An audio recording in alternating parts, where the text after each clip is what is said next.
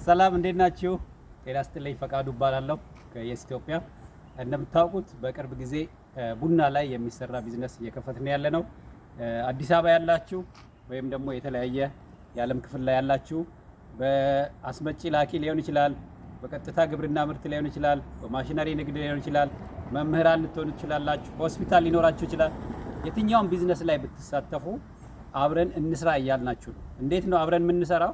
አሁን የምንከፍተው ቡና ውስጡ ላይ ሊኖሩ የሚችሉትን ፈርኒቸሮች ከቡና ማፍያ ማሽን ጀምሮ የተለያዩ ወንበሮችን እና የቡናውን ግብአት እንደዚሁም ደግሞ በሚዲያውን በኩል ቢሆን አብራችሁን ብትሰሩ እኛ የጋራ የሆነ ቢዝነስ እንድንሰራ አመቻችተናል።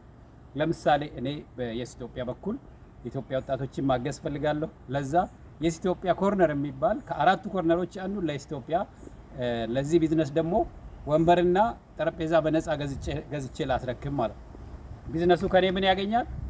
መቀመጫውን ወጪ አያወጡም፣ በነፃ ፈርኒቸር አገኘው ማለት ነው። እኔ ደግሞ የኢትዮጵያ ወጣቶችን በእነሱ በኩል እደርሳለሁ ማለት ነው።